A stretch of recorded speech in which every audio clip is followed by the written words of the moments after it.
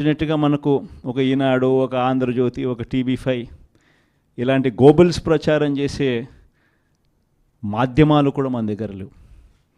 నాకు ఆశ్చర్యం అనిపించింది మనం చూస్తూ ఉంటే పెద్దిరెడ్డి రామచంద్రారెడ్డి గారి మీద జరుగుతూ ఉన్న పరిణామాలు. అసలు ఎక్కడో పేపర్లు ఏదో కాలిపోయాయి అంటే ఏదో ఆఫీస్లో, అధికారంలోకి వచ్చిన తర్వాత 2 నెలల తర్వాత ఏదైనా ఆఫీస్లో పేపర్లు కాలిపోతే, లేకపోతే ఏదైనా కారణం చేత ఆ పేపర్లు కాలిపోతే, ఆ పేపర్లో కాలిపోయిన దానికి రామచంద్రారెడ్డికి ఏం సంబంధం? ఎవరు అధికారంలో ఉన్నారు, ఎవరి గవర్నమెంట్లో ఉన్నారు?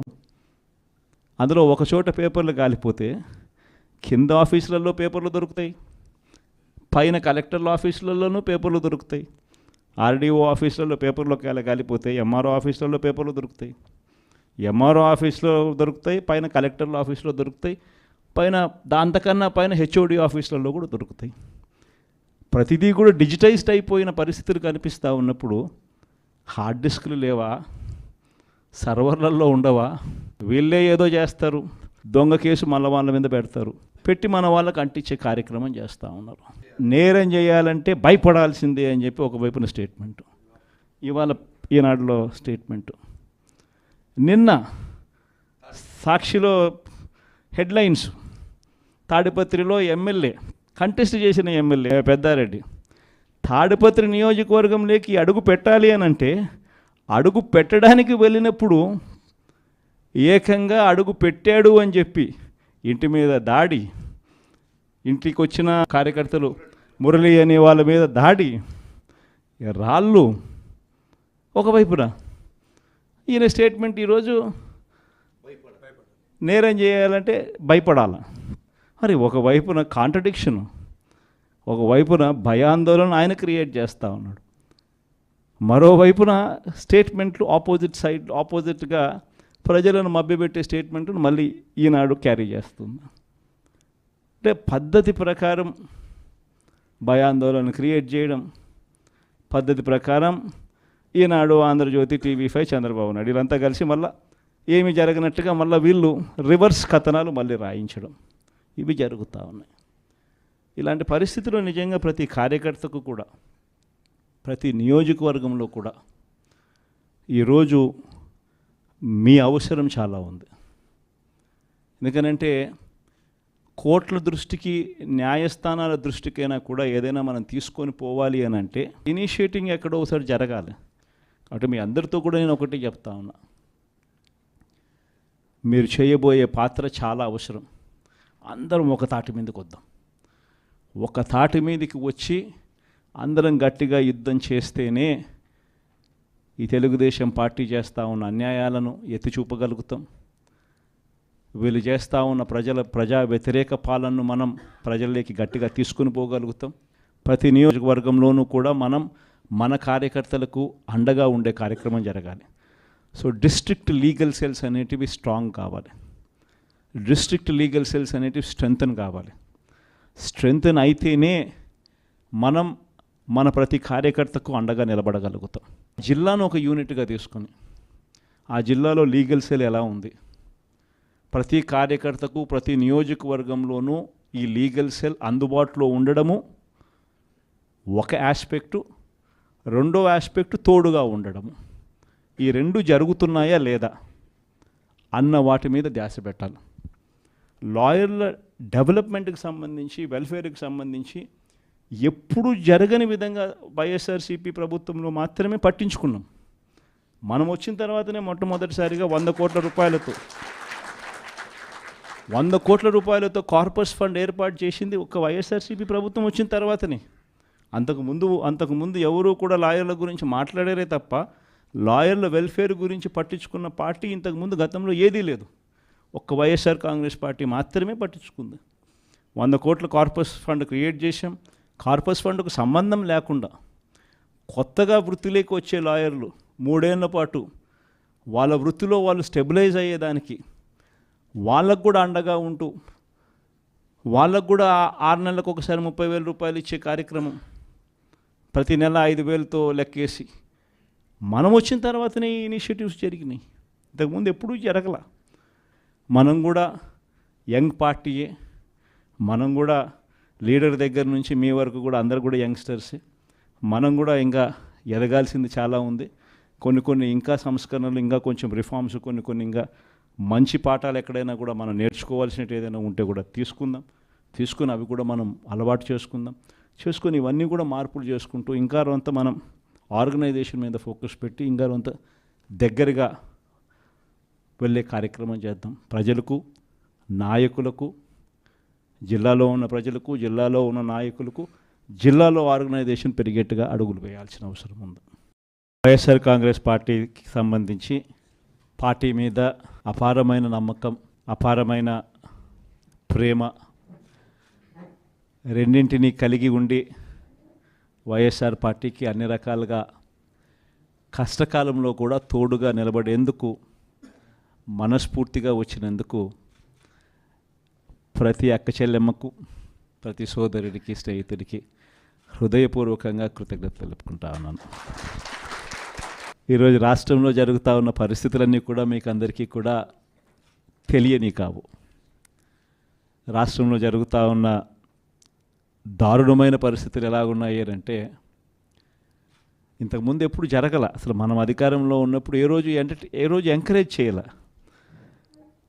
ఎన్నికలు అయ్యేదాకా మాత్రమే రాజకీయాలు, ఎన్నికలు అయిపోయిన తర్వాత మనకు ఓటు వేయని వారు కూడా మనవారే అన్నట్టుగానే ప్రతి అడుగు కూడా మనం అలాగే వేసాం. ఏ స్థాయిలో అలా అడుగులు వేశాము అని అంటే ఏకంగా మనకు ఓటు వేయని వారిని సైతం కూడా వెతుక్కుంటూ వెళ్ళి డోర్ డెలివరీ చేస్తూ ప్రతి పథకం కూడా అమలు చేశాం. ఆ స్థాయిలో మంచి చేసే ప్రతి కార్యక్రమానికి శ్రీకారం చుట్టాం. ఎక్కడా కూడా డిస్క్రిమినేషన్ అనేది ఉండకూడదు, ఎక్కడా కూడా కరప్షన్ అనేది ఉండకూడదు అనే ముఖ్యమైన ఉద్దేశాలతో అడుగులు పడ్డాయి. ఎక్కడా కూడా మనకు ఓటు వేశాడా, ఓటు వేయలేదా, నీ కులం ఏమిటి, నీ మతం ఏమిటి, నీ రాజకీయ అఫిలియేషన్ ఏమిటి అని చెప్పి ఇటువంటి ఏవి కూడా ఎప్పుడు కూడా ప్రస్తావనలకు కూడా రాకుండా అడుగులు వేశాం. నా మొట్టమొదట కలెక్టర్ల సమావేశం కానీ, ఎస్పీల సమావేశం కానీ జరిగినప్పుడు ఆ రోజు నేను మాట్లాడిన మాటలు చూసినప్పుడు ఈరోజు చంద్రబాబు నాయుడు మాట్లాడుతూ ఉన్న మాటలు, ఆయన చేస్తూ ఉన్న చేష్టలు రెండు చూసినప్పుడు ఆశ్చర్యాన్ని కలిగిస్తాయి. ఎందుకంటే మనం ఆ రోజు పంపించిన మెసేజ్, ముఖ్యమంత్రిగా మనం ఉన్నప్పుడు పంపించిన మెసేజ్, న్యాయం ధర్మం అన్నది అందరికీ ఒకటే, న్యాయం ధర్మం కాపాడడానికి మనమంతా ఉండాలి అని చెప్పి ఆ రోజుల్లో మనం మాట్లాడితే ఈరోజు మాత్రం ఎలా ఉంది అని అంటే న్యాయం కొందరికి మాత్రమే అన్నట్టుగా తయారు చేశారు ఈరోజు వ్యవస్థను. ఏ స్థాయిలోకి ఈరోజు దిగజారిన లా అండ్ ఆర్డర్ కనిపిస్తూ ఉందనంటే పై స్థానంలో పైనున్న వాళ్ళు రెడ్ బుక్లు పెట్టుకుంటారు. ఆ రెడ్ బుక్లలో మంచి చేసిన వాళ్ళ పేర్లు ఏదైనా పెట్టుకొని వాళ్ళకు మంచి చేసే కార్యక్రమం జరుగుతుందని అంటే అది కాదు. రెడ్ బుక్లలో ఎవరిని తొక్కాలి, ఎవరిని నాశనం చేయాలి, ఎవరి ఆస్తులు ధ్వంసం చేయాలి, ఎవరి మీద కేసులు పెట్టాలి అనే అంశాల మీద రెడ్ బుక్కులు తయారు చేసుకొని పై స్థానంలో ఉన్న వాళ్ళు రెడ్ బుక్కుల పేరుతో అరాచకాలు సృష్టిస్తూ దొంగ కేసులు పెడుతూ ఎలా ఇరికించాలి అని చెప్పి ఆరాట పడుతూ విధ్వంసానికి పై స్థాయిలో వాళ్ళు పాటుపడతా ఉంటే కింది స్థాయిలోకి వచ్చేసరికి ఎవరెవరి స్థాయిలో వాళ్ళు కూడా రెడ్ బుక్కులు తెరవడం మొదలుపెట్టారు. నియోజకవర్గ స్థాయిలో వాళ్ళు, మండల స్థాయిలో ఇంకొకరు, గ్రామ స్థాయిలో కూడా ఇంకొకరు కూడా రెడ్ బుక్స్ ఓపెన్ చేసి వాళ్ళు కూడా విధ్వంసానికి పాల్పడడం జరుగుతూ ఉంది. ఈరోజు ఎక్కడా కూడా న్యాయం కనిపించడం లేదు, ధర్మం కనిపించడం లేదు. పోలీసులు పూర్తిగా ప్రేక్షక పాత్ర వహిస్తూ ఉన్న పరిస్థితులే కనిపిస్తూ ఉన్నాయి. మొట్టమొదటిసారిగా ఈరోజు పోలీసుల సమక్షంలోనే పోలీసులు దగ్గరికి ఎవరైనా కూడా మాకు అన్యాయం జరిగిందని చెప్పి పోలీసుల దగ్గరికి వెళ్ళి కేసు పెట్టడానికి మనం ప్రయత్నం చేస్తే ఎదురు కేసులు మనవారిపై కూడా వాళ్ళే పెట్టే పరిస్థితులకి ఈరోజు కనిపిస్తూ ఉన్నాయి. ఎలాంటి దారుణమైన పరిస్థితిలో ఈరోజు వ్యవస్థలు కూడా ఉన్నాయనంటే అన్ఫార్చునేట్గా మనకు ఒక ఈనాడు, ఒక ఆంధ్రజ్యోతి, ఒక TV5 ఇలాంటి గోబుల్స్ ప్రచారం చేసే మాధ్యమాలు కూడా మన దగ్గర లేవు. నాకు ఆశ్చర్యం అనిపించింది మొన్న చూస్తూ ఉంటే పెద్దిరెడ్డి రామచంద్రారెడ్డి గారి మీద జరుగుతూ ఉన్న పరిణామాలు.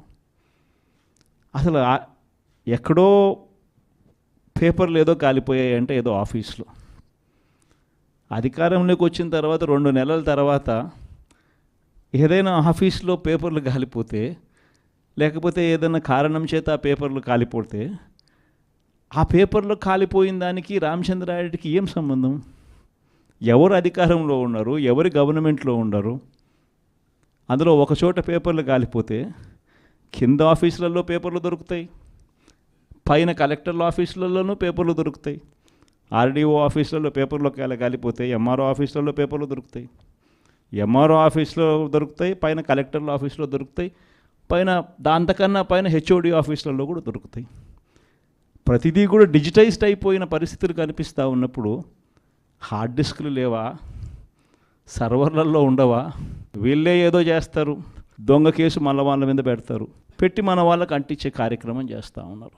నేరం చేయాలంటే భయపడాల్సిందే అని చెప్పి ఒకవైపున స్టేట్మెంటు, ఇవాళ ఈనాడులో స్టేట్మెంటు, నిన్న సాక్షిలో హెడ్లైన్స్, తాడిపత్రిలో ఎమ్మెల్యే కంటెస్ట్ చేసిన ఎమ్మెల్యే పెద్దారెడ్డి తాడిపత్రి నియోజకవర్గంలోకి అడుగు పెట్టాలి అని అంటే, అడుగు పెట్టడానికి వెళ్ళినప్పుడు ఏకంగా అడుగు పెట్టాడు అని చెప్పి ఇంటి మీద దాడి, ఇంటికి వచ్చిన కార్యకర్తలు మురళి అనే వాళ్ళ మీద దాడి, రాళ్ళు ఒకవైపున. ఈయన స్టేట్మెంట్ ఈరోజు నేరం చేయాలంటే భయపడాల.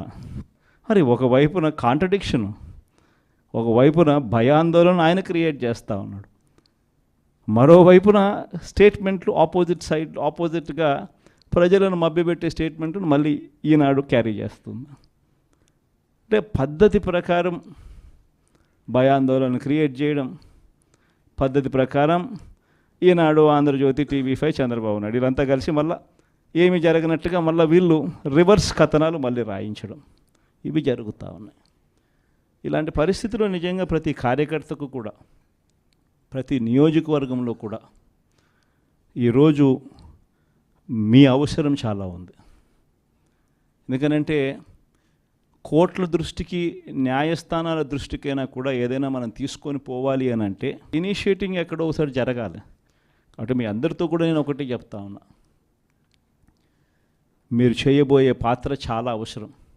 అందరం ఒక తాటి మీదకి వద్దాం. ఒక తాటి మీదకి వచ్చి అందరం గట్టిగా యుద్ధం చేస్తేనే ఈ తెలుగుదేశం పార్టీ చేస్తూ ఉన్న అన్యాయాలను ఎత్తి చూపగలుగుతాం. వీళ్ళు చేస్తూ ఉన్న ప్రజా వ్యతిరేక పాలనను మనం ప్రజల్లోకి గట్టిగా తీసుకుని పోగలుగుతాం. ప్రతి నియోజకవర్గంలోనూ కూడా మనం మన కార్యకర్తలకు అండగా ఉండే కార్యక్రమం జరగాలి. సో డిస్ట్రిక్ట్ లీగల్ సెల్స్ అనేటివి స్ట్రాంగ్ కావాలి, డిస్ట్రిక్ట్ లీగల్ సెల్స్ అనేటివి స్ట్రెంగ్తన్ కావాలి. స్ట్రెంగ్తన్ అయితేనే మనం మన ప్రతి కార్యకర్తకు అండగా నిలబడగలుగుతాం. జిల్లాను ఒక యూనిట్గా తీసుకొని ఆ జిల్లాలో లీగల్ సెల్ ఎలా ఉంది, ప్రతి కార్యకర్తకు ప్రతి నియోజకవర్గంలోనూ ఈ లీగల్ సెల్ అందుబాటులో ఉండడము ఒక ఆస్పెక్టు, రెండో ఆస్పెక్టు తోడుగా ఉండడము. ఈ రెండు జరుగుతున్నాయా లేదా అన్న వాటి మీద ధ్యాస పెట్టాలి. లాయర్ల డెవలప్మెంట్కి సంబంధించి, వెల్ఫేర్కి సంబంధించి ఎప్పుడు జరగని విధంగా వైఎస్ఆర్సీపీ ప్రభుత్వంలో మాత్రమే పట్టించుకున్నాం. మనం వచ్చిన తర్వాతనే మొట్టమొదటిసారిగా 100 కోట్ల రూపాయలతో కార్పస్ ఫండ్ ఏర్పాటు చేసింది ఒక వైఎస్ఆర్సీపీ ప్రభుత్వం వచ్చిన తర్వాతనే. అంతకుముందు ఎవరూ కూడా లాయర్ల గురించి మాట్లాడారే తప్ప లాయర్ల వెల్ఫేర్ గురించి పట్టించుకున్న పార్టీ ఇంతకుముందు గతంలో ఏదీ లేదు. ఒక్క వైఎస్ఆర్ కాంగ్రెస్ పార్టీ మాత్రమే పట్టించుకుంది. 100 కోట్ల కార్పస్ ఫండ్ క్రియేట్ చేశాం. కార్పస్ ఫండ్కు సంబంధం లేకుండా కొత్తగా వృత్తిలోకి వచ్చే లాయర్లు 3 ఏళ్ల పాటు వాళ్ళ వృత్తిలో వాళ్ళు స్టెబిలైజ్ అయ్యేదానికి వాళ్ళకు కూడా అండగా ఉంటూ, వాళ్ళకు కూడా 6 నెలలకు ఒకసారి 30,000 రూపాయలు ఇచ్చే కార్యక్రమం, ప్రతి నెల 5,000తో లెక్కేసి మనం వచ్చిన తర్వాతనే ఈ ఇనిషియేటివ్స్ జరిగినాయి. ఇంతకుముందు ఎప్పుడూ జరగల. మనం కూడా యంగ్ పార్టీయే, మనం కూడా లీడర్ దగ్గర నుంచి మీ వరకు కూడా అందరు కూడా యంగ్స్టర్సే. మనం కూడా ఇంకా ఎదగాల్సింది చాలా ఉంది. కొన్ని ఇంకా సంస్కరణలు, ఇంకా కొంచెం రిఫార్మ్స్, కొన్ని ఇంకా మంచి పాఠాలు ఎక్కడైనా కూడా మనం నేర్చుకోవాల్సినవి ఏదైనా ఉంటే కూడా తీసుకుని అవి కూడా మనం అలవాటు చేసుకొని ఇవన్నీ కూడా మార్పులు చేసుకుంటూ ఇంకా కొంత మనం ఆర్గనైజేషన్ మీద ఫోకస్ పెట్టి ఇంకా కొంత దగ్గరగా వెళ్ళే కార్యక్రమం చేద్దాం. ప్రజలకు, నాయకులకు, జిల్లాలో ఉన్న ప్రజలకు, జిల్లాలో ఉన్న నాయకులకు, జిల్లాలో ఆర్గనైజేషన్ పెరిగేట్టుగా అడుగులు వేయాల్సిన అవసరం ఉంది. వైఎస్ఆర్ కాంగ్రెస్ పార్టీకి సంబంధించి పార్టీ మీద అపారమైన నమ్మకం, అపారమైన ప్రేమ రెండింటినీ కలిగి ఉండి వైఎస్ఆర్ పార్టీకి అన్ని రకాలుగా కష్టకాలంలో కూడా తోడుగా నిలబడేందుకు మనస్ఫూర్తిగా వచ్చినందుకు ప్రతి అక్క చెల్లెమ్మకు, ప్రతి సోదరుడికి, స్నేహితుడికి హృదయపూర్వకంగా కృతజ్ఞతలు తెలుపుకుంటా ఉన్నాను. ఈరోజు రాష్ట్రంలో జరుగుతూ ఉన్న పరిస్థితులన్నీ కూడా మీకు అందరికీ కూడా తెలియని కావు. రాష్ట్రంలో జరుగుతూ ఉన్న దారుణమైన పరిస్థితులు ఎలాగున్నాయి అంటే ఇంతకుముందు ఎప్పుడు జరగల. అసలు మనం అధికారంలో ఉన్నప్పుడు ఏ రోజు ఎంకరేజ్ చేయాల. ఎన్నికలు అయ్యేదాకా మాత్రమే రాజకీయాలు, ఎన్నికలు అయిపోయిన తర్వాత మనకు ఓటు వేయని వారు కూడా మనవారే అన్నట్టుగానే ప్రతి అడుగు కూడా మనం అలాగే వేసాం. ఏ స్థాయిలో అలా అడుగులు వేసాము అని అంటే ఏకంగా మనకు ఓటు వేయని వారిని సైతం కూడా వెతుక్కుంటూ వెళ్ళి డోర్ డెలివరీ చేస్తూ ప్రతి పథకం కూడా అమలు చేసాం. ఆ స్థాయిలో మంచి చేసే ప్రతి కార్యక్రమానికి శ్రీకారం చుట్టాం. ఎక్కడా కూడా డిస్క్రిమినేషన్ అనేది ఉండకూడదు, ఎక్కడా కూడా కరప్షన్ అనేది ఉండకూడదు అనే ముఖ్యమైన ఉద్దేశాలతో అడుగులు పడ్డాయి. ఎక్కడా కూడా మనకు ఓటు వేశాడా, ఓటు వేయలేదా, నీ కులం ఏమిటి, నీ మతం ఏమిటి, నీ రాజకీయ అఫిలియేషన్ ఏమిటి అని చెప్పి ఇటువంటి ఏవి కూడా ఎప్పుడు కూడా ప్రస్తావనలకు కూడా రాకుండా అడుగులు వేశాం. నా మొట్టమొదట కలెక్టర్ల సమావేశం కానీ, ఎస్పీల సమావేశం కానీ జరిగినప్పుడు ఆ రోజు నేను మాట్లాడిన మాటలు చూసినప్పుడు, ఈరోజు చంద్రబాబు నాయుడు మాట్లాడుతూ ఉన్న మాటలు, ఆయన చేస్తూ ఉన్న చేష్టలు రెండు చూసినప్పుడు ఆశ్చర్యాన్ని కలిగిస్తాయి. ఎందుకంటే మనం ఆ రోజు పంపించిన మెసేజ్, ముఖ్యమంత్రిగా మనం ఉన్నప్పుడు పంపించిన మెసేజ్, న్యాయం ధర్మం అన్నది అందరికీ ఒకటే, న్యాయం ధర్మం కాపాడడానికి మనమంతా ఉండాలి అని చెప్పి ఆ రోజుల్లో మనం మాట్లాడితే, ఈరోజు మాత్రం ఎలా ఉంది అని అంటే న్యాయం కొందరికి మాత్రమే అన్నట్టుగా తయారు చేశారు ఈరోజు వ్యవస్థను. ఏ స్థాయిలోకి ఈరోజు దిగజారిన లా అండ్ ఆర్డర్ కనిపిస్తూ ఉందనంటే, పై స్థానంలో పైనున్న వాళ్ళు రెడ్ బుక్లు పెట్టుకుంటారు.